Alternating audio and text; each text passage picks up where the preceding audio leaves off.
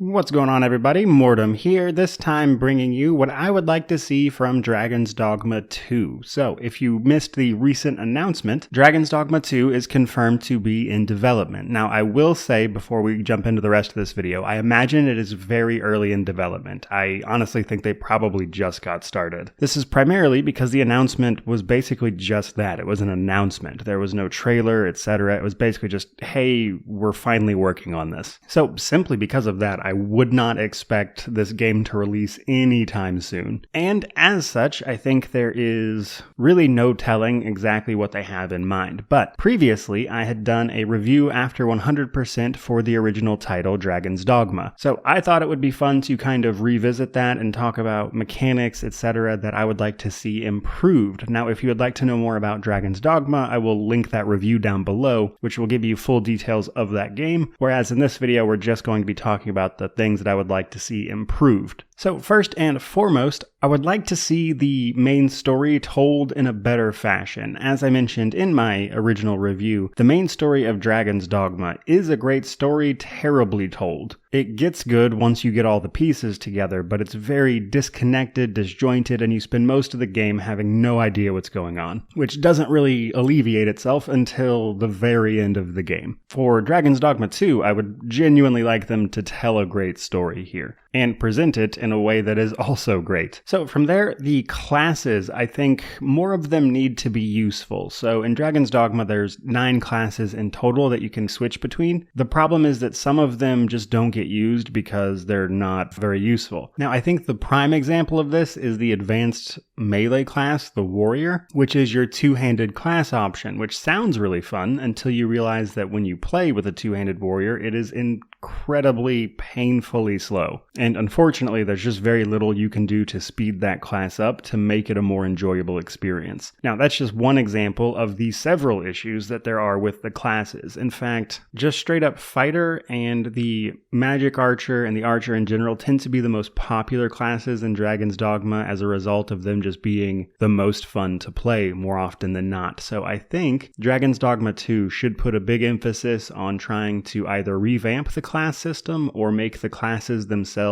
much more interesting. Which, given that Dragon's Dogma has continued on in a way with a region-exclusive MMO, Dragon's Dogma Online, I think they might already have some ideas about how to address this, but that's a bit outside of the scope of this video to dive into that much detail about it. But broad strokes, I'd like to see classes that are just more interesting to play and useful overall. And speaking of that kind of thing, I would like the RPG systems to be a bit more clear. In Dragon's Dogma, there's a lot of hidden stuff, and to some degree, I want that to still be there. For instance, when you're making a character in Dragon's Dogma, the size of your character actually affects a lot of your stats, things like stamina, and even more physical stuff like what your character can reach up and grab. Now, broadly speaking, I wouldn't let any of that stuff get in the way of you creating a character that you want to play, but on the other hand, I don't want that stuff to go away either. I think that's cool, I think it adds some charm to the game, and I'd definitely keep that in there. But I will say that there's even more examples of that. It's pretty often that things like, for instance, what class you're using to level up will increase your stats in a way that is kind of obfuscated from the player, so you don't really have any clear indication of how that works unless you go look it up on a wiki. Well, in a sequel, I would like them to just be more upfront about how that actually works and what stats you are increasing, or just let you increase the stats manually when you level up. They've got a few options there, but just in general, I want them to be more clear about how the system works, because I think that's a big thing that hinders people from getting into Dragon's Dogma to begin with. And then we have the combat. Now, mostly, I think the combat could stay the same. I think Dragon's Dogma's combat is really one of the core pillars of what it is, especially the grapple system that allows you to jump onto enemies and hit weak points, etc. So in that regard, while I think they could make it just more modern in general in terms of animations and quality, that type of stuff, broadly speaking, I think the combat could remain the same and still be successful. However, what I would like to see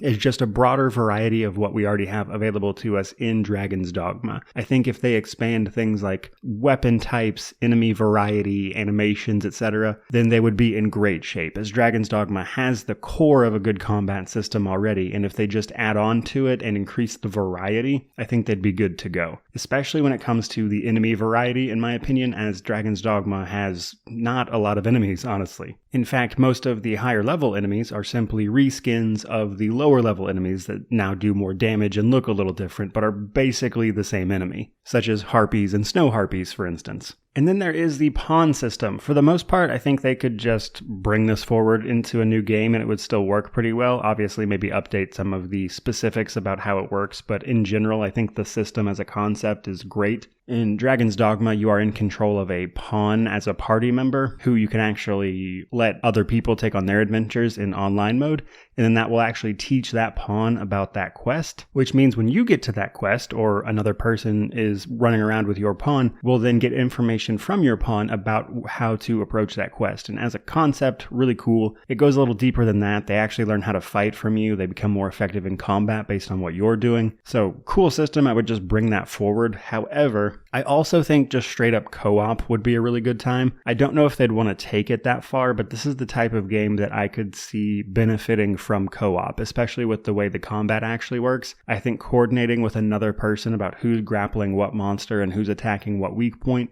could really add an awesome layer to the combat just in and of itself, as well as just being more fun to play with another person. And then we have the romances. So Dragon's Dogma has romances, but it's done just terribly. This is a system that I think would either need a complete overhaul or just to be cut, period. I don't think a lot of people play Dragon's Dogma for the romance, but it is there. So in the original title, there was a sort of hidden background stat, I think it's called Affinity off the top of my head, where as you interact with various characters, it increases their affinity for you. But as I said, the stat is hidden, so there's a good chance you're doing this without even realizing it's happening. And then when you get to the end of the game, the big bad kidnaps whoever the game thinks you're romancing, which is whoever has the highest affinity for you. And because of this, your character will romance whoever that turns out to be, which means you don't really have a lot of control about it unless you know ahead of time. And as a result, this leads a lot of people to romancing people like the Armorer because they used their shop constantly. So things like that. It's just not a very good system, and again, either get rid of it or completely overhaul the system into something else, because its implementation in Dragon's Dogma was just not good. Funny, honestly, it was a little hilarious at times, but not good.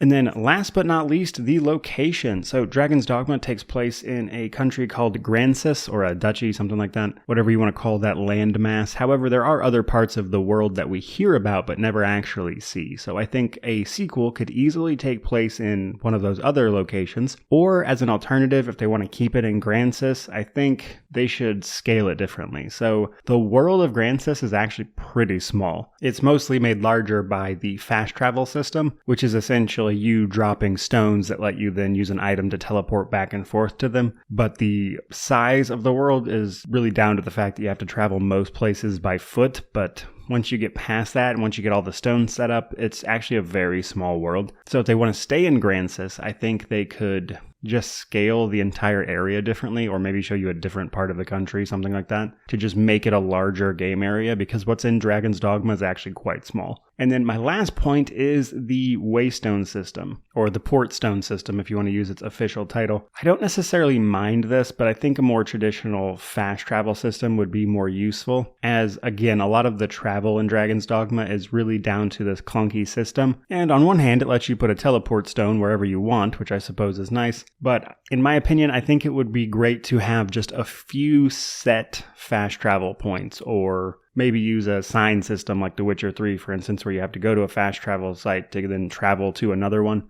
But say in Dragon's Dogma 2, there's only a handful of those at like major locations, and then you still have to drop the Waystones or the Portstones in other places where you actually want to go regularly. I think a combination of those systems could actually make it more robust and interesting, and frankly, a better quality of life, so to speak, for everyone playing. But there you guys go. Off the top of my head, there are all the things that I would like to see improved upon or iterated upon in Dragon's Dogma 2, and things that I think the sequel could handle very well. But Dragon's Dogma is a really cool game. It's very unique. I think it is a game that was just begging for a sequel, and now that we're finally getting one, let me know down below all the things you would like to see in a sequel to Dragon's Dogma. But in the meantime, truly, thank you so much for watching. I hope you enjoyed the video. Like, comment, subscribe, typical YouTube jazz. But regardless of any of that, honestly, just thank you for being here. Thank you for watching and letting me do this for a living, as there's not much more I love than getting to talk about video games all day. So thank you again. May you wander in wisdom and have an amazing day.